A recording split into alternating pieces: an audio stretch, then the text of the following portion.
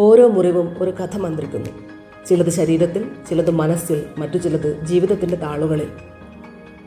പഴയൊരു ഗ്രാമത്തിലെ കിണർക്കരയിൽ ആൽമരത്തിൻ്റെ തണലിൽ സനൂപ്, അഷ്കർ, രമ്യ, ജോൺ, ഫാത്തിമ എന്നിവർ ഒത്തുചേർന്നു. കിണറ്റിലെ വെള്ളത്തിൻ്റെ മൃദുലമായ ശബ്ദത്തിനിടയിൽ അവർ തങ്ങളുടെ മുറിവുകളുടെ കഥകൾ പങ്കുവച്ചു. ശരീരത്തിൻ്റെ, മനസ്സിൻ്റെ, അഭിമാനത്തിൻ്റെ, ധിക്കാരത്തിൻ്റെ, സമരത്തിൻ്റെ. സനൂപിൻ്റെ തോളിൽ ഒരു ആഴമേറിയ പാടുണ്ടായിരുന്നു. മങ്ങിയെങ്കിലും മായാത്ത ഒരു വടു. വർഷങ്ങൾക്ക് മുമ്പ് ഗ്രാമത്തിലെ വെള്ളപ്പൊക്കത്തിൽ ഒരു കുട്ടിയെ രക്ഷിക്കാൻ അവൻ പുഴയിലേക്ക് ചാടി. കല്ലുകൾ തട്ടി തോളിൽ മുറിവേറ്റു.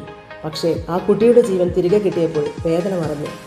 ഈ മുറിവ് എൻ്റെ ധൈര്യത്തിൻ്റെ അടയാളമാണ്, സനൂപ് പറഞ്ഞു. കണ്ണുകൾ തിളങ്ങി. ഒരു ജീവൻ്റെ നന്ദിയാണിത്. അവൻ്റെ ശരീരത്തിൻ്റെ മുറിവ് ത്യാഗത്തിൻ്റെ കഥ പറഞ്ഞു. അഷ്കറിൻ്റെ മുറിവ് കണ്ണുകൾക്ക് അദൃശ്യമായിരുന്നു. മനസ്സിൽ ആഴ്ന്നിറങ്ങിയ വാക്കുകളുടെ മുറിവ്. കുട്ടിക്കാലത്ത് അവൻ്റെ അധ്യാപകരും ബന്ധുക്കളും പറഞ്ഞു, നിനക്ക് ഒന്നിനും കഴിവില്ല, നീ ഒരിക്കലും നന്നാകില്ല. ആ വാക്കുകൾ അവൻ്റെ ഹൃദയത്തിൽ കുത്തിവെച്ചു. അഷ്കർ തളർന്നില്ല. അവൻ ഒരു ചെറിയ പുസ്തകശാല തുടങ്ങി. ഗ്രാമത്തിലെ കുട്ടികൾക്ക് വായനയുടെ ലോകം തുറന്നുകൊടുത്തു. എൻ്റെ മനസ്സിൻ്റെ മുറിവുകൾ എന്നെ തകർക്കാൻ ശ്രമിച്ചു, അഷ്കർ പുഞ്ചിരിച്ചു. പക്ഷേ അവ എൻ്റെ ശക്തിയായി മാറി. അവൻ്റെ മുറിവ് വേദനയിൽ നിന്ന് പ്രചോദനത്തിലേക്കുള്ള യാത്രയായിരുന്നു. രമ്യയുടെ മുറിവ് അവളുടെ അഭിമാനത്തിൻ്റെതായിരുന്നു. ഗ്രാമത്തിലെ ഒരു നാടകവേദിയിൽ അവളുടെ ആദ്യ നാടകം പരിഹസിക്കപ്പെട്ടു. നിന്റെ അഭിനയം ഒന്നിനും കൊള്ളില്ല, ആൾക്കൂട്ടം കളിയാക്കി. ആ വാക്കുകൾ അവളുടെ അഭിമാനത്തിൽ മുറിവേൽപ്പിച്ചു. പക്ഷേ രമ്യ പിന്മാറിയില്ല.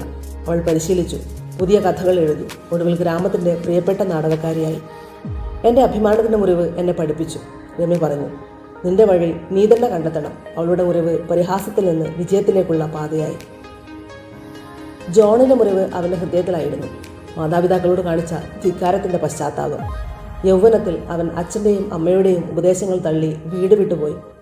നിന്റെ ജീവിതം നിന്റെ കയ്യിൽ തകർന്നു പോകും, അവർ മുന്നറിയിപ്പ് നൽകി. പക്ഷേ ജോൺ കേട്ടില്ല. വർഷങ്ങൾക്ക് ശേഷം ഒറ്റപ്പെട്ടപ്പോൾ ആ ധിക്കാരത്തിൻ്റെ മുറിവ് അവനെ വേട്ടയാടി. ഇന്ന് അവൻ വീട്ടിൽ തിരിച്ചെത്തി. മാതാപിതാക്കൾക്ക് വേണ്ടി ഒരു ചെറിയ കട നടത്തുന്നു. ഈ മുറിവ് എൻ്റെ പശ്ചാത്താപമാണ്, ജോൺ പറഞ്ഞു. പക്ഷേ ഇത് എന്നെ മെച്ചപ്പെട്ട മനുഷ്യനാക്കി. അവൻ്റെ മുറിവ് തെറ്റിൽ നിന്ന് തിരിച്ചുവരവിൻ്റെ കഥയായിരുന്നു. ഫാത്തിമയുടെ മുറിവ് അവളുടെ കയ്യിൽ ഒരു പഴയ കല്ലിൻ്റെ വടു. ഒരു കാലത്ത് ഗ്രാമത്തിൽ അനീതിക്കെതിരെ നടന്ന ഒരു സമരത്തിൽ അവൾ പങ്കെടുത്തു. കുടിയിറക്കപ്പെടുന്ന ഒരു കുടുംബത്തിനായി അവൾ മുന്നിൽ നിന്നു. സമരത്തിനിടയിൽ ഒരു കല്ല് അവളുടെ കയ്യിൽ തറച്ചു. ഈ മുറിവ് എൻ്റെ പോരാട്ടത്തിൻ്റെ അടയാളമാണ്, ഫാത്തിമ പറഞ്ഞു. ശബ്ദം ഉറച്ചു. ആ കുടുംബം ഇന്നും അവരുടെ വീട്ടിൽ ജീവിക്കുന്നു. അവൾ ഗ്രാമത്തിൽ ഇപ്പോഴും നീതിക്കായി ശബ്ദമുയർത്തുന്നു. അവളുടെ മുറിവ് ശരിയായ കാരണത്തിനു വേണ്ടിയുള്ള സമരത്തിൻ്റെ കഥയായിരുന്നു. തെറ്റല്ല, മറിച്ച് ഒരു ഉദ്ദേശത്തിൻ്റെ പ്രതീകം. ആൽമരത്തിൻ്റെ തണലിൽ 5 പേരും തങ്ങളുടെ കഥകൾ പറഞ്ഞു തീർന്നപ്പോൾ കിണറ്റിലെ വെള്ളത്തിൻ്റെ മന്ത്രണം മാത്രം നിശബ്ദതയെ മുറിച്ചു. മുറിവുകൾ ശരീരത്തിൻ്റെ, മനസ്സിൻ്റെ, അഭിമാനത്തിൻ്റെ, ധിക്കാരത്തിൻ്റെ അല്ലെങ്കിൽ സമരത്തിൻ്റെ ഓരോന്നും ഒരു കഥയാണ്. അവ ഓർമ്മിപ്പിക്കുന്നു. ജീവിതം വേദനകളിലൂടെയും പാഠങ്ങളിലൂടെയും നമ്മെ രൂപപ്പെടുത്തുന്നു.